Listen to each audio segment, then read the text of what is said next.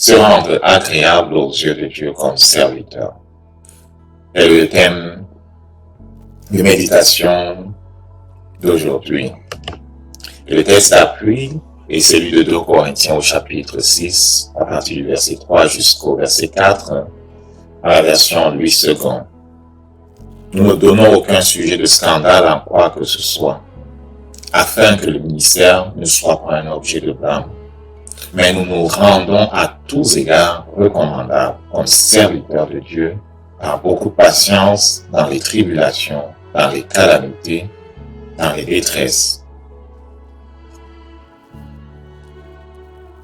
Il y a quelque chose qu'il faudrait comme retenir au minimum, c'est cette pensée. Ce que nous faisons peut encourager les gens à venir à Jésus-Christ ou les en dissuader.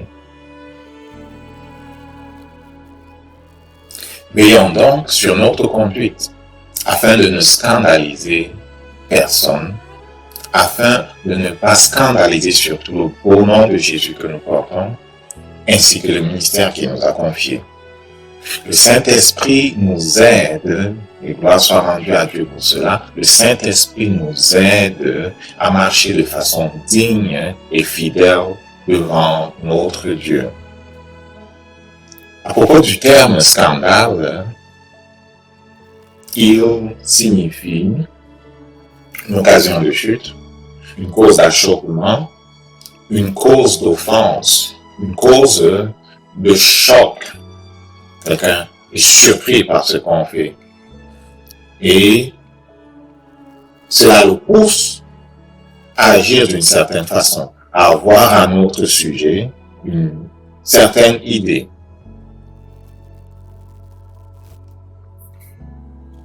Donc le verset 3 dit, nous ne donnons aucun sujet de scandale en quoi que ce soit, afin que le ministère ne soit pas un objet de blâme. Il est clair que Paul et les membres de son équipe ministérielle ont toujours veillé à vivre d'une manière à ne pas être un obstacle à l'évangile de Christ. Non seulement dans les Corinthiens, mais dans tous les autres livres où on parle de leur ministère, où ils parlent eux-mêmes de leur ministère, il est clair qu'ils s'efforçaient de ne pas scandaliser l'évangile. Que cela nous fasse plaisir ou non, les gens nous observent. Parfois, ils vont se tenir de loin pour faire leur observation, pour nous regarder. Mais parfois, ils vont le faire de très proche. Et lorsque nous disons à nos proches et à ceux qui nous connaissent que nous sommes chrétiens, que nous suivons Jésus, l'observation et le regard qu'ils vont poser sur nous va être plus critique, plus serré. Ils vont davantage nous observer. Et pourquoi? Parce que les gens veulent savoir qui nous sommes vraiment. Ils veulent savoir dans quelle catégorie de personnes nous ranger, nous placer. Ils veulent savoir si nous sommes vrais ou faux. Les gens veulent savoir si nous croyons et si nous vivons ce que nous prêchons. Ils sont à la recherche du vrai, de quelque chose qui est authentique. Quand bien même ils ne le vivraient pas, ils veulent savoir s'il y en a encore une espèce qui vive à la façon de Jésus. Ainsi, notre marche au quotidien, ce que nous faisons, a un impact sur ceux que nous observons. Partout où nous allons, nous laissons des traces. Ça peut être de façon positive ou négative. Nous laissons des traces. Ce que nous disons, ce que nous faisons, ce que nous ne disons pas, ce que nous ne faisons pas, sont autant de traces que nous laissons au fur et à mesure que nous traversons cette vie. Nous avons une influence sur la réponse que les gens donnent au message de réconciliation que Jésus-Christ a mis dans nos mains. dans nos bouches.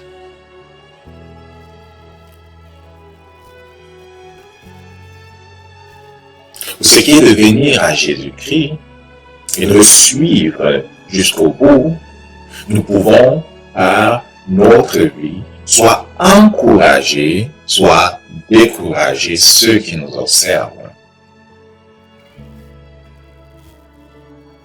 L'important d'en être conscient. Le nom de Jésus peut être méprisé, traîné dans la boue, si comme serviteur de Dieu, comme enfant de Dieu, comme fils de Dieu, nous faisons les choses qui ne sont pas attendues de nous, par ceux qui nous observent, bien sûr.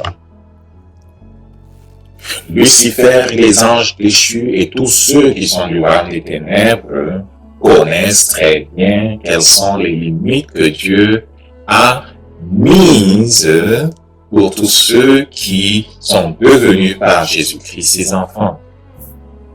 Les gens, le monde connaissent un peu ce qui ne devrait pas les surprendre d'une personne qui se dit chrétienne. Quand bien même ils ne connaîtraient pas tous les évangiles, ils connaissent à peu près ce qui, en termes de comportement, ne devrait pas les surprendre de la part d'un chrétien. Et donc, lorsque pour des raisons de convenance, de peur d'homme et puis je sais plus quoi, nous sortons les limites indiquées par Jésus-Christ, le grand berger des brebis, nous l'exposons dans une certaine mesure au mépris, à la moquerie de ceux qui le haïssent. 2 Corinthiens 6, verset 3. Nous ne donnons aucun sujet de scandale en quoi que ce soit, afin que le ministère ne soit pas un objet de blâme. Comme chrétiens, suivant l'exemple de Paul et de son équipe ministérielle, nous devons avoir pour objectif d'honorer Jésus-Christ, de ne pas scandaliser le nom qu'il nous a donné.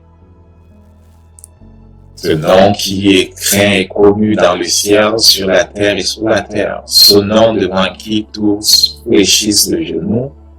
Ce nom doit être élevé par nos vies.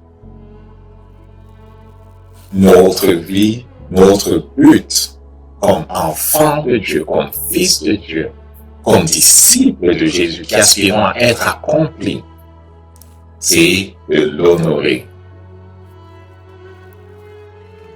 Le verset 4 dit ceci: nous nous rendons à tous égards recommandables comme serviteurs de Dieu. Qu'est-ce que cela veut dire? Quel est le sens de ce verset?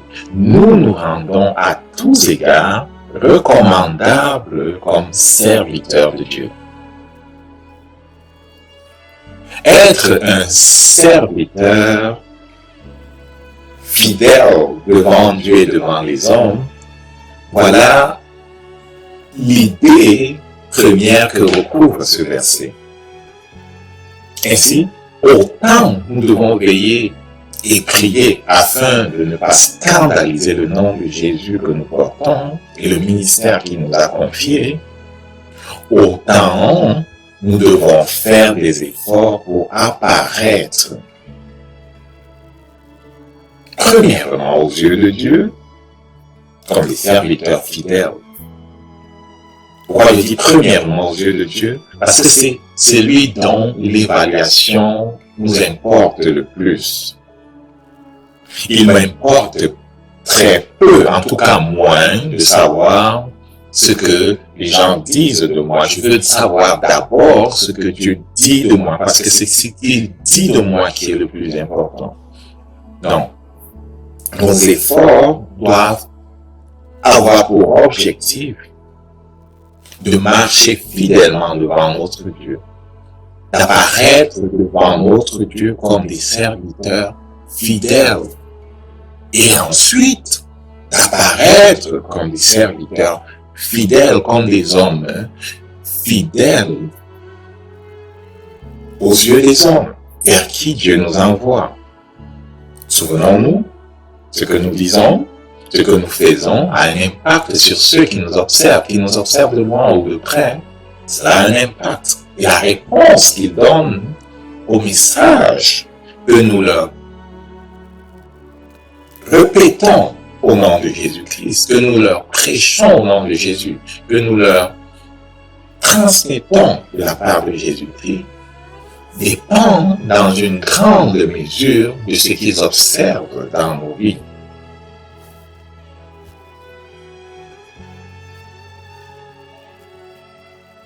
Donc, à propos de la notion d'être un serviteur fidèle devant Dieu et devant les hommes, en fait, il est question de savoir si Dieu peut nous faire confiance. Et quand je m'étais là-dessus, je me suis très vite rendu compte que c'est une question qui, dans une certaine mesure, ne devait même pas se poser parce que Dieu a entièrement confiance au Saint-Esprit qu'il a fait habiter en nous.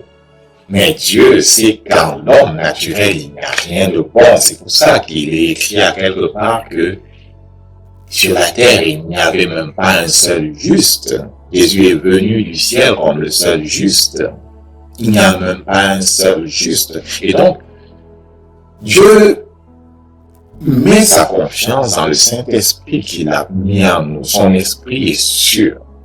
Il ne mettra pas sa confiance dans la chair, il ne mettra pas sa confiance dans notre intelligence, il ne mettra pas sa confiance dans nous. Mais peut-il compter sur notre engagement à mourir à nous-mêmes pour donner toute la place au Saint-Esprit, afin que celui-ci ne souffre d'aucune limitation en ce qui concerne la manifestation de la gloire de Dieu à travers nos vies? Dieu peut-il compter sur nous pour déposer nos vies à ses pieds? Peut-il compter sur notre décision de nous soumettre à lui et de façon consistante? Et de lui poser la question, comment y parvenir? Comment devient-on un serviteur fidèle devant Dieu? Deuxième volet, qui est relatif aux hommes, et bien sûr de savoir, les hommes peuvent-ils nous faire confiance?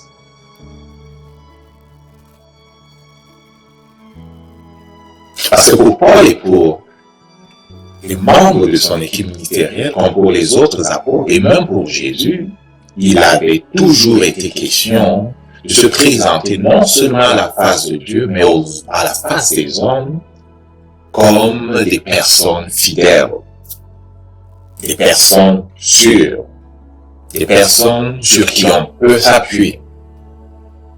Celui qui veut vivre fidèlement selon les principes de Jésus-Christ sera persécuté. Je pense ici que la séparation se fait entre ceux qui essayent et ceux qui veulent vraiment se donner à lui. Satan s'opposera toujours à nous comme il s'est opposé à Jésus. Et Jésus-Christ a dit, il suffit aux disciples d'être comme son maître. Si on traite ainsi l'arbre vert, qu'adviendra-t-il de l'arbre sec? Le disciple qui marche sur la trace du maître vivra ce que le maître a vécu. Il avait dit à ses disciples qui disaient avoir tout abandonné pour le suivre, qu'il n'y a personne qui ait abandonné père, mère, femme, enfant sur cette terre ne recevra au centuple le bénéfice de ce qu'il avait mis sur la table pour suivre Jésus. Il a ajouté avec des persécutions. Donc, vivre selon les principes de Jésus-Christ, c'est décider de marcher sur le chemin étroit. Jésus a défini le chemin qu'il nous présentait comme le chemin étroit. Ils sont très peu ceux qui marchent sur ce chemin étroit. L'adversité, la persécution, les épreuves mettront une grande pression sur la vie du serviteur de Dieu. En effet, le chemin étroit est celui des vents contraires puissants qui viendront de façon cyclique dans la vie du serviteur de Dieu. Si ce n'est pas avec les finances, ce sera avec la pression sur la famille, la pression dans les relations, la pression dans le ministère, et ça va de façon cyclique. Il se retire, il renforce, il revient. Pourquoi? Parce que nous sommes en guerre. Et parce que nous avons choisi de ramer à contre-courant. Jésus a ramé à contre-courant et celui qui veut le suivre ramera à contre-courant. En sorte que il sera presque toujours sous l'œil d'un cyclone. Celui qui marche sur le chemin étroit aura parfois l'impression d'être de façon cyclique ou presque continuelle dans un tourbillon, dans une tempête, dans un ouragan. Il y aura quelque temps de répit, hein? Mais ça reviendra. Pourquoi? Parce que Satan, qui a fait peser la pression sur Jésus, qui a fait peser la pression sur Paul, on voit Paul avec le livre des apôtres, comme il a eu de grandes pressions. Dans toutes les villes où il allait, il était poursuivi par un esprit qui ameutait la foule, qui faisait qu'il y ait des émeutes partout où il passait. Il y aura cette même pression sur la vie de celui qui veut vivre sur les traces de Jésus. Mais gloire soit rendue à Dieu qui a fait la promesse d'être à nos côtés en tout temps. Il est avec nous au cœur de l'ouragan et il se glorifie par la délivrance qu'il nous donne. Sachons que Dieu est avec nous. C'est quelque chose qui résonne dans mon esprit constamment. Et je me rappelle les paroles que notre Dieu disait à notre frère Moïse lorsqu'il l'a envoyé voir Pharaon qui était le dirigeant, la première puissance du monde à l'époque. Quand Moïse s'excusait en parlant de ses faiblesses, Dieu lui disait: ma présence ira avec toi. La présence de notre Dieu, c'est quelque chose qui doit nous habiter. La présence de notre Dieu, la conscience de sa présence, parce qu'il est en nous par le Saint-Esprit, mais parfois on oublie qu'il est avec nous. Il est en nous par le Saint-Esprit si nous l'avons reçu de la bonne façon, mais parfois nous l'oublions. Mais le fait d'apprendre à vivre dans la conscience de sa présence va faire en sorte que nous marchions dans la paix. Cette paix dont il a dit que le monde est incapable de nous donner. Donc, il est avec nous et il a promis que nous serons, quelles que soient les situations, plus que vainqueurs. Et pour ce qui est de la victoire, nous savons déjà comme chrétiens, nous ne la cherchons pas, nous l'avons en Jésus. Nous sommes victorieux en Jésus. Et pour ce qui est des épreuves, il nous a précédés dans toutes les épreuves dans lesquelles nous pouvons nous trouver.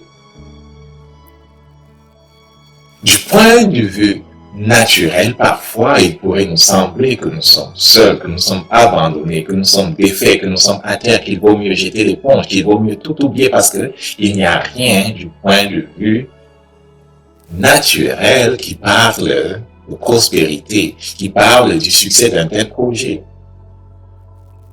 Mais Dieu a fait la promesse de ne pas nous abandonner. Donc, si du point de vue naturel, nous ne voyons pas les choses, apprenons à voir à travers sa parole. Apprenons à voir à travers ce que nous dit le livre, les Écritures, inspirées par le Saint-Esprit, pour nous rappeler alors que nous marchons sur la terre, ce qui est vraiment. Parce que la vérité est ce qui est proclamé par la parole de Dieu qui domine toutes choses. Et qu'est-ce que c'est la vérité? La vérité, c'est que Alors que parfois il peut sembler que nous sommes seuls, nous ne le sommes pas. Au plus fort de la tourmente, il est plus que jamais proche de nous. Il nous tient la main. Il est déterminé à glorifier sa parole dans nos vies. Plus que nous, il veut nous voir manifester sa gloire. Dieu veut être reconnu comme le soutien de ses enfants. Il veut être reconnu comme le défenseur de ses enfants. Il veut être reconnu comme celui qui nous protège. D'abord par nous et ensuite par ceux qui nous regardent. Car souvenons-nous, il ne nous quitte jamais. Et lorsque la tempête se fait forte, sachons qu'il nous tient plus que jamais la main et qu'il avance avec nous pour glorifier son nom. Rendons grâce à Dieu, il nous rend capables par le Saint-Esprit de répandre partout la bonne odeur de l'Évangile. Pour ceux qui veulent aller loin, chaque jour, un texte à lire, des questions pour nous pousser à méditer, t'invite à examiner ta vie et l'impact qu'elle a sur ceux qui te regardent. Que peux-tu faire pour influencer positivement davantage les personnes à se tourner vers Dieu? Quel changement peux-tu opérer dans ta vie? Que ton influence grandisse. Influence positive, bien sûr.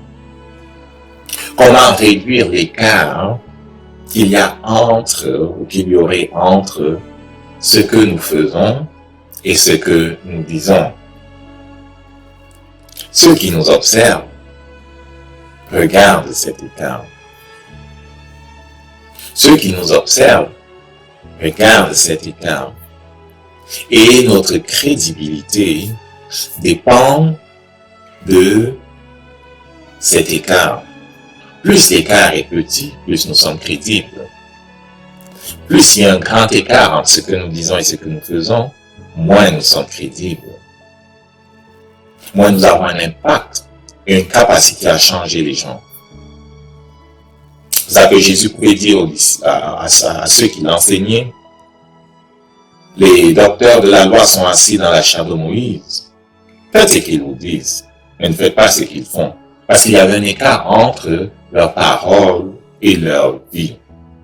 Il ne doit pas en être ainsi pour nous. Ceux qui nous observent de loin mesurent cet écart. Et notre crédibilité dépend de l'assessment qu'ils font. S'ils sont faux dans la mesure qu'ils font, c'est pas important. Et qui est plus important pour nous sera ce que nous dit le Saint-Esprit lorsque nous lui posons la question. Saint-Esprit, y a-t-il un écart entre ce que je vis et ce que je fais et ce que je prêche? Le Saint-Esprit nous dira et nous aidera à réduire cet écart. 2 Corinthiens 2,14. Grâce soit rendue à Dieu, qui nous fait toujours triompher en Christ et qui répand par nous en tout lieu l'odeur de sa connaissance. Père, garde-moi de scandaliser ton évangile et ton nom. Que je sois plutôt un encouragement pour beaucoup. Accorde-moi la grâce de refléter Jésus-Christ. Amen. Les autres sujets n'ont pas changé. Que Dieu te bénisse.